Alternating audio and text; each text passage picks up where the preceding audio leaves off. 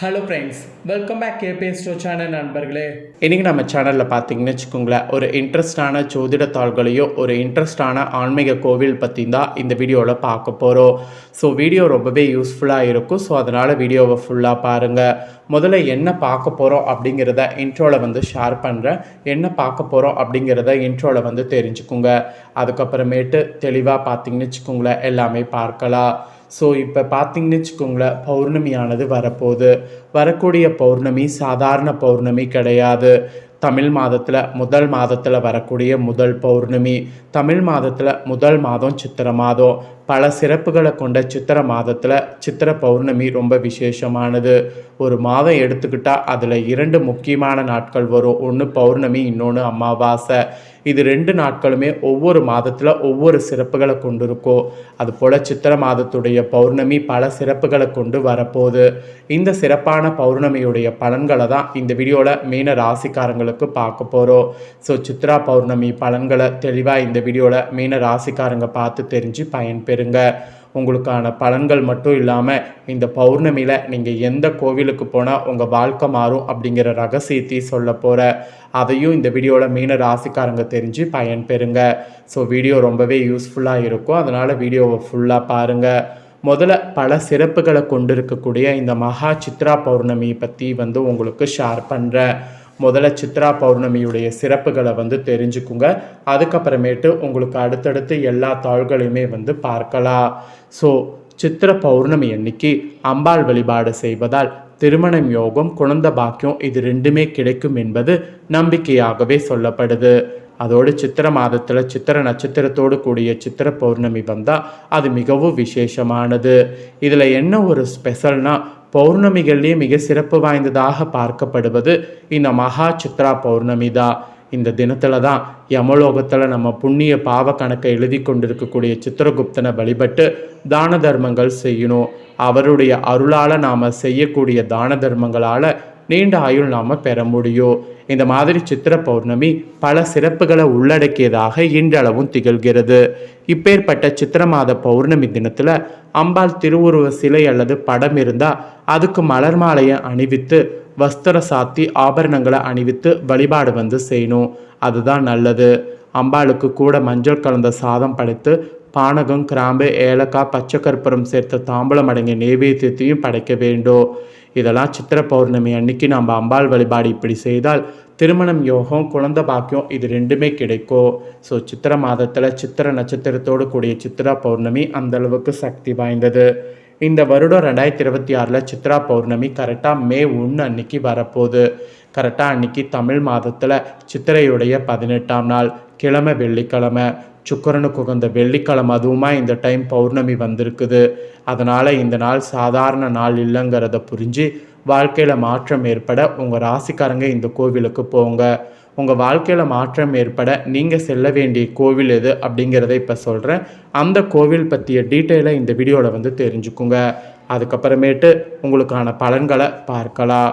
நீங்கள் எத்தனையோ பிரச்சனைகள் தீர வேண்டும், ஜாதகத்தில் இருக்கக்கூடிய குறைகள் தீர வேண்டும் என எத்தனையோ கோவில்களுக்கு சென்று பரிகாரங்கள் செய்திருப்பீங்க. இருந்தும் பெரிதாக பலன் எதுவும் கிடைத்திருக்காது. இப்படி பரிகாரம் செய்வதற்கு பதிலாக உங்களுடைய ராசிக்கேற்ற கோவில் எது என்பதை தெரிந்து கொண்டு அந்த கோவிலுக்கு இந்த ஸ்பெஷல் நாளில் சென்று ஒரு முறை வழிபட்டு வந்தால் வாழ்க்கையில் மாற்றம் ஏற்படும். அப்படி உங்கள் ராசிக்காரங்க எந்த கோவிலுக்கு சென்று வழிபட்டால் உங்கள் வாழ்க்கையில் நல்ல மாற்றமும் முன்னேற்றமும் ஏற்படும் அப்படிங்கிறத தான் இப்போ இந்த வீடியோவில் சொல்ல போகிறேன். அதை இந்த வீடியோவில் தெளிவாக மீன ராசிக்காரங்க தெரிந்து பயன்பெறுங்க. வாழ்க்கையில் மாற்றம் ஏற்றம் ஏற்பட வேண்டும் என நினைக்காதவங்க நீங்கள் இருக்கவே முடியாது. ஆனால் உங்களுக்கு எவ்வளோ முயற்சி செய்து கடுமையாக உழைத்தாலும் வாழ்க்கை ஒரே மாதிரி தான் சென்று கொண்டிருக்கோ. மாற்றம் என்பதே முன்னேற்றம் என்பதே ஏற்படாமல் இருக்கோ.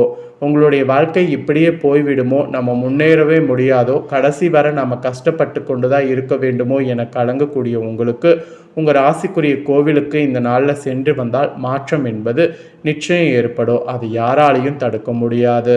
ஆக்சுவலி ஒவ்வொரு ராசி நட்சத்திரத்துக்கும் ஒவ்வொரு கிரக தெய்வம் நன்மை தருவதாக இருக்கும். அதே போல் ஒவ்வொரு ராசிக்கும் ஏதாவது ஒரு கிரகம் பகை கிரகமாக இருக்கும். இந்த பகை கிரகங்களும் பாவ கிரகங்களும் முக்கியமான கட்டங்களில் இருந்தால் பலவிதமான பிரச்சனைகள் நாம் சந்திக்க வேண்டியது இருக்கும். நம்மளுடைய முயற்சிகள் அனைத்தும் தடைப்படும். ஆனால் இந்த பகை கிரகங்களை வலிமை இழைக்க செய்யக்கூடிய தெய்வங்கள் அருள்பளிக்கக்கூடிய கோவிலுக்கு சென்று வழிபட்டு வந்தால் நன்மை நடக்கும். அதை புரிஞ்சுக்கிட்டாவே போதும். இந்த கோவில்களுக்கு நீங்கள் இந்த நாளில் எந்த நேரத்தில் வேண்டுமானாலும் செல்லலாம். ஆனால் இந்த கோவில்களுக்கு ஒரு முறை சென்று உங்கள் பேரில் அர்ச்சனை செய்து மனதார வழிபட்டு விட்டு பாருங்க. குறைந்தபட்சம் 1 மணி நேரமாவது கோவிலில் இருந்து விட்டு பாருங்க. வாழ்க்கையில் பலவிதமான மாற்றங்கள் ஏற்படுவதையும் முன்னேற்றத்திற்கான வழிகள் ஏற்படுவதையும் காண முடியும். உங்கள் ராசிக்காரங்களுக்கு இப்போ எந்த கோவிலுக்கு செல்ல வேண்டும் அப்படிங்கிறத தெளிவாக சொல்கிறேன். அந்த கோவிலை நோட் பண்ணிக்கோங்க.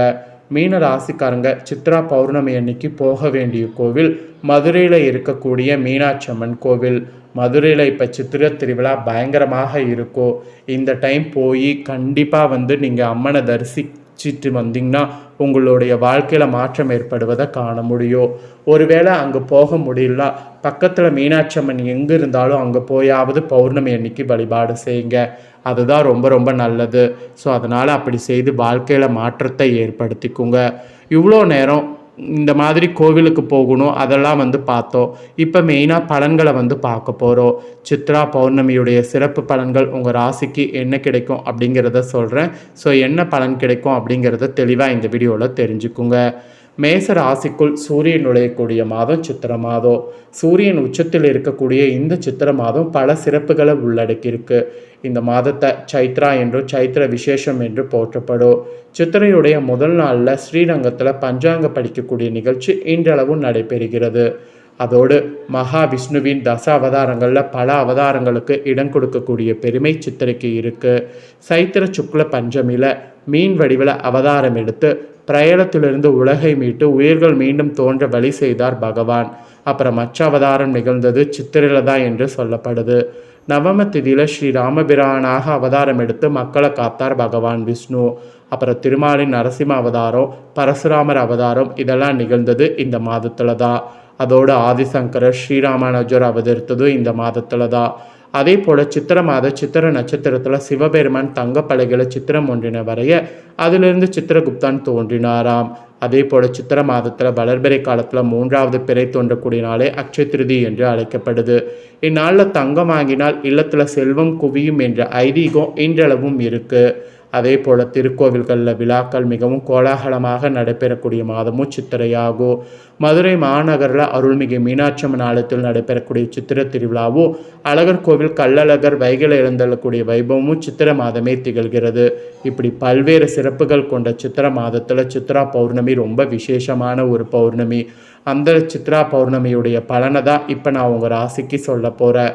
மீன ராசிக்காரங்க உங்களுக்கான பலனை தெரிஞ்சு அதற்கேற்ப நடந்து பலன் பெறுங்க. சித்ரா பௌர்ணமி அன்னைக்கு சூரியன் 2வது இடத்துல இருக்கிறார்.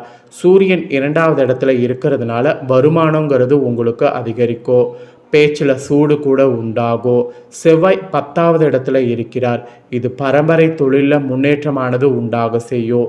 அதோடு மே 19ஆம் தேதிக்கு பின்னர் லாபமானது அதிகரிக்கிற மாதிரி ஒரு பாசிட்டிவான சூழ்நிலை உண்டாகும். புதன் உங்கள் ஜென்ம ராசியில் இருக்கிறார். இது நகைச்சுவை உணர்வை அதிகரிக்க செய்யும். அதோடு மே 26ஆம் தேதி முதல் வாக்குவன்மை அதிகரிக்கும். அந்த டைம் நீங்கள் வாக்குவன்மை கொண்டு முன்னேறலாம். உங்கள் ராசிநாதன் குரு கூட உங்கள் ராசிக்கு 8வது இடத்துல இருக்கிறார். இது எதிர்பாராத வகையில் திடீரென்று பணம் கிடைக்க செய்யும். அது மட்டும் இல்லாமல் சுக்கிரன் 2வது இடத்துல இருக்கிறார். முக வசீகரமானது அதிகரிக்கும். மே 6ஆம் தேதி முதல் பக்கத்து வீட்டுக்காரர்களால் நன்மை கூட உண்டாகும். சனி உங்கள் ராசிக்கு 10வது இடத்துல இருக்கிறார். இது எல்லா முயற்சிகளையும் வெற்றியடைய செய்யும். செயல்கள் எல்லாம் சிறப்படைய செய்யும். அதோடு ராகு உங்கள் ராசிக்கு 5வது இடத்துல இருக்கிறார். இது கலைகளில் ஆர்வத்தை அதிகரிக்க செய்யும். கேது கூட உங்கள் ராசிக்கு 11வது இடத்துல இருக்கிறார். இது முன்னோர்களுடைய ஆசி கிடைக்க செய்யும். ஆக மொத்தம் பல கிரகங்கள் உங்களுக்கு சாதகமாக இருக்கிறதுனால பலவிதமான ஆசீர்வாதங்கள் உங்களுக்கு கிடைக்கும். அந்த ஆசீர்வாதங்கள் கிடைக்கிறதுனால நீங்கள் நினச்ச மாதிரி உங்கள் வாழ்க்கையில் நிறைய முன்னேற்றங்கள் ஏற்படும்.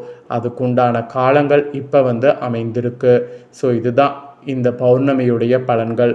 இந்த பௌர்ணமியுடைய பலன்களை தெளிவாக உங்களுக்கு ஷேர் பண்ணிட்டேன். ஷேர் பண்ணதை தெளிவாக இந்த வீடியோவில் வந்து தெரிஞ்சிருப்பீங்க. தெரிஞ்சதுக்கேற்ப நடந்து பயன்பெறுங்க. இதை நீங்கள் பார்த்து பயனடைகிறது போல் உங்கள் ஃப்ரெண்ட்ஸ் ஃபேமிலியில் இருக்கிறவங்களும் பார்த்து பயன்பெறணும்னு நினச்சிங்கன்னா வீடியோ லைக் பண்ணி உங்கள் ஃப்ரெண்ட்ஸ் ஃபேமிலிக்கு ஷேர் பண்ணுங்கள். உங்கள் ஃப்ரெண்ட்ஸ் ஃபேமிலியில் இருக்கிறவங்களும் வீடியோ பார்க்கட்டும். அவங்களும் உங்களை போல் பார்த்தீங்கன்னு வச்சுக்கோங்களேன், மீன ராசிக்காரங்களாக இருந்தாங்கன்னா இது தெரிஞ்சு இதற்கேற்ப நடந்து பலன் பெறட்டும். இதே போல் புதிய தோள்களை தெரிந்து கொள்ள மறக்காமல் சேனலை சப்ஸ்கிரைப் பண்ணுங்கள், கூட பெல் பண்ண ப்ரெஸ் பண்ணுங்கள். அப்போ தான் நான் போகிற மற்ற அப்டேட்டான வீடியோ உடனுக்குடனே தெரிஞ்சு பயன்பெற முடியும். ஸோ மறக்காமல் பண்ணுங்கள். சுவாரஸ்யமாக வேறொரு வீடியோவில் உங்களை சந்திக்கிறேன். நன்றி, வணக்கம்.